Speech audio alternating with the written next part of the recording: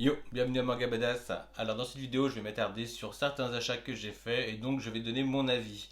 Et on va commencer tout de suite avec Born to Be on Air de Hiroaki Samura qui n'est autre que l'auteur de L'habitant de l'infini. Pour ma part, je suis un grand admirateur de cet auteur, de ce mangaka et de sa patte graphique dans L'habitant de l'infini. D'ailleurs, c'est un comble que je n'ai pas l'intégralité dans ma mangatech. Je me suis contenté d'acheter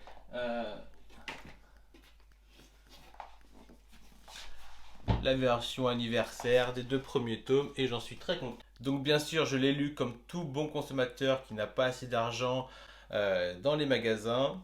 Et puis je suis parti avec une autre pile de mangas sous le bras. C'était quand même un prix assez élevé pour l'époque et je dirais aujourd'hui aussi, sauf que dorénavant on a plus l'habitude de débourser cette somme pour des deluxe, des prestiges et autres mangas que considère comme niche. Alors, concernant Born to Be on Air, alors que le septième tome sort le mois prochain, je découvre tout juste cette série, comme quoi je n'étais plus à la page depuis un bon moment déjà. J'ai aussi vu qu'il y avait une adaptation animée de ce titre, et après la lecture du premier tome, eh bien, je serais très curieux de la découvrir. Car même si ça ne parle pas de musique comme dans le manga Beck, je suis certain que ça peut introduire une valeur ajoutée au manga. On reste dans un monde concernant la radio et peut-être même l'éloquence. Donc la valeur ajoutée peut vraiment jouer sur des détails comme le fond de radio, l'élocution, le rythme. Parce qu'en fait, il faut quand même savoir que ce manga est assez verbeux, très verbeux. Dès les premières pages, on a une héroïne qui papote, papote, papote, complètement éméchée. Et d'ailleurs, c'est ce papotage qui va se retourner contre elle. Et c'est ainsi qu'elle va se faire remarquer par son élocution. Donc en soi, graphiquement, moi je n'ai rien à dire. C'est la touche graphique du mangaka qui est très bonne. Il arrive à mettre de la densité sur le visage de l'héroïne, à la rendre badass à certains moments, alors qu'il n'y a strictement aucune action. Voilà, on se rapprocherait plus d'une romance, une petite romance et du caractère de l'héroïne qui essaie de s'en sortir dans la vie. Voilà, clairement. Donc pour tout vous dire, j'ai envie de lire le tome 2, bien que je n'arrive pas à savoir si j'ai aimé le premier tome. Je ne saurais pas vous dire pourquoi, si je l'ai aimé ou pas. En vérité, je crois que durant tout le tome 1, j'attendais qu'il se passe quelque chose. Un peu dans le style des mangas de sport où il y a une action qui se passe, tout le monde se rend compte qu'elle est géniale et babadim badaboum. Voilà. Non, c'est plus long, oui, il y a quelqu'un qui l'a remarqué, mais une ou deux personnes mises sur elle, mais il y a pas eu ce truc qui vous renverse, qui dit, ah, je suis pris dans le truc, et c'est la même chose pour d'autres personnages dans le manga. Donc vraiment, on est vraiment dans un côté un peu plus réaliste. Voilà, donc j'attends qu'il se passe quelque chose, je suis curieux de lire le tome 2 pour ça, j'ai peur également d'être déçu pour ça. Après voilà, je vous le répète, graphiquement c'est très sympa, à suivre c'est très sympa. Euh, il faut pas avoir trop d'attentes. Je vais tester le tome 2 et je vais surtout m'attarder sur l'animé afin de voir si ça prend mieux, parce que dans ce cas-là, je préférais suivre la série en animé. Voilà pour Born to Be on Air. À savoir si je continue ou si je ne continue pas, je vais jeter un coup d'œil sur le tome 2 et un autre sur l'animé.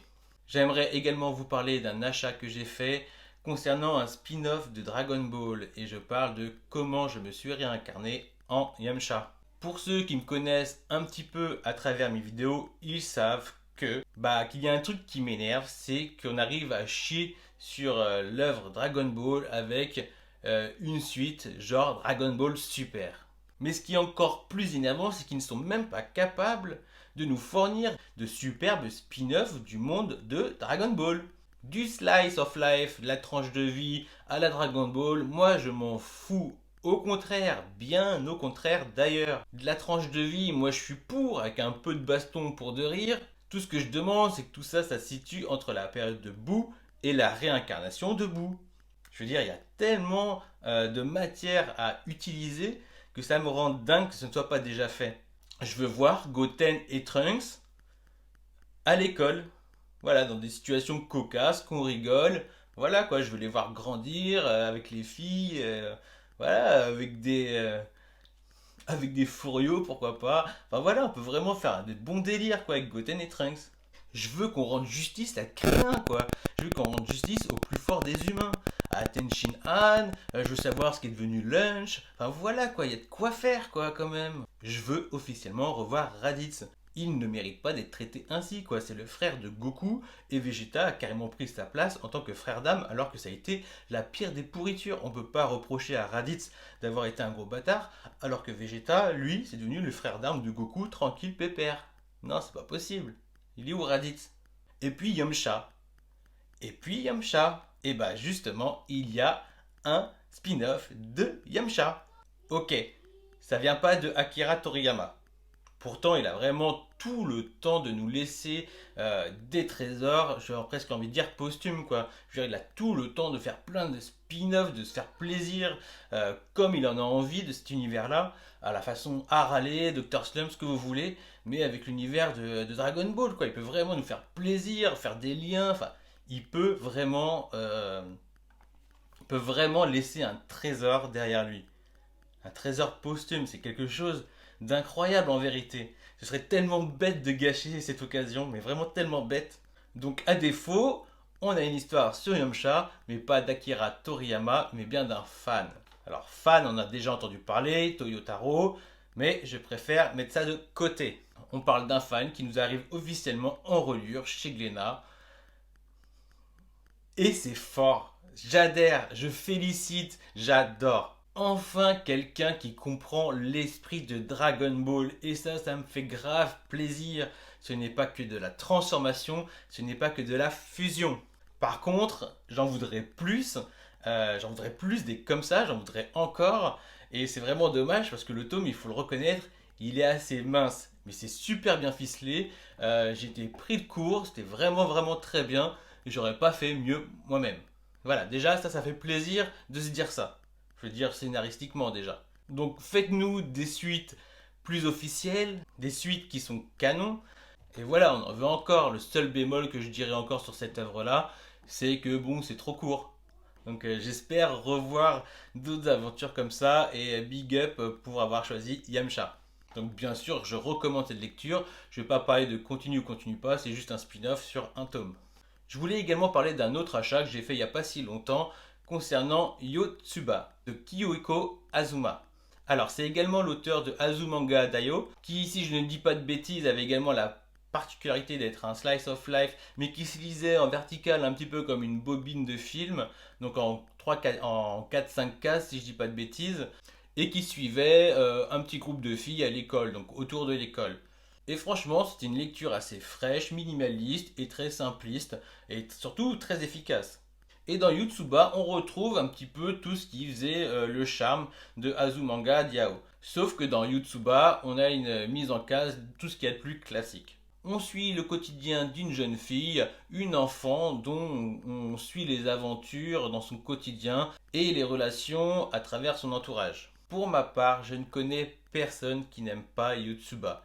Que ce soit le plus badass des lecteurs qui lit que du sport et de la baston, ou alors l'adolescent qui lit que du gore et de l'action, je ne connais personne qui n'aime pas Yotsuba.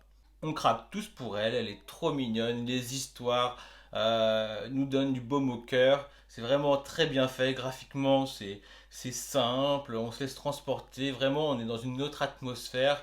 Voilà, c'est trop agréable comme lecture. Je vous fais une petite aparté qui fait que je suis un petit peu dégoûté. C'est une série que j'avais à l'époque en physique, en format papier, et je l'ai repris que récemment, le premier tome en numérique. Et ben, il faut savoir que c'est ce qui peut arriver lorsqu'on prend en numérique. Il faut faire bien attention lorsque vous voyez vol comme volume. Souvent, c'est de l'anglais. Il faut bien voir le mot tome, comme tome 1, tome 2. Et là, vous l'avez en version française. Et ben, Yotsuba n'est pas en version française, en numérique, et donc par mégarde, j'ai pris la version anglaise. J'aime pas lire en anglais. Néanmoins, vu que je connaissais déjà l'œuvre, bon, je me suis fait plaisir à le relire et c'est pour ça que je vous le présente. On sait jamais, peut-être que des personnes ne connaissent pas. En tout cas, je le conseille vivement, de préférence en français. Donc pour ça, il va falloir l'acheter en format papier. Actuellement, il y a 14 tomes et je dirais que son principal défaut à ce manga, c'est son rythme de parution. Ça doit être équivalent à un par an. Voilà. peu près, à peu de choses près. Donc profitez-en, vu que son principal défaut c'est d'avoir une parution assez espacée, vous avez largement le temps de rattraper votre retard. D'ailleurs, je ne sais pas s'il y a besoin de vous le préciser, le public visé est très large. Bien sûr, il ne faut pas avoir 7 ans parce que à partir de là, je pense que tu passes complètement à côté du truc. Mais je ne sais pas, de 12 à 77 ans, on peut être touché par cette œuvre. Donc c'est un manga également que je conseille fortement si vous voulez donner une bonne image des mangas à vos parents ou à vos proches ou à votre petite copine ou qui que ce soit d'ailleurs. Voilà, un très très très bon manga que je conseille fortement. Et à savoir si je continue ou pas, je continuerai lorsque les tomes apparaîtront en français en version numérique. Donc je vais finir cette vidéo sur 3 séries assez rapidement. On va parler de The Promised Neverland, donc le tome 14. Donc c'est un tome sympathique mais qui n'a rien de transcendant. On y découvre de nouveaux personnages et le retour d'un personnage symbolique des premiers tomes, ce qui est assez plaisant. Mais pour vous dire la vérité, je suis en manque du personnage intelligent qui se sort un petit peu des pièges ou voilà. Quoi. Je suis en manque un peu de cette fibre-là qu'on avait au début. À voir comment ça évolue sur les derniers. Entre temps, j'avais jeté un petit coup d'œil vite fait sur Manga Plus. Et quand j'ai cliqué pour voir un petit peu ce que ça donnait sur The Promised Neverland, j'ai été spoilé, mais un truc de fou. Donc je sais qu'il va y avoir de putains de rebondissements, mais c'est pas fou de fou là dans le 14. Voilà. Ok. Je voudrais également m'attaquer sur l'Attaque des Titans, le tome 30, qui est un excellent tome. Tout le monde vous le dira. Il est plein de révélations. Puis honnêtement, je n'en croyais pas mes yeux. À un moment, je suis retourné en arrière sur les pages pour être sûr de ce que j'ai lu, pour être sûr de ce que j'ai vu, et je ne voulais pas y croire. Quoi.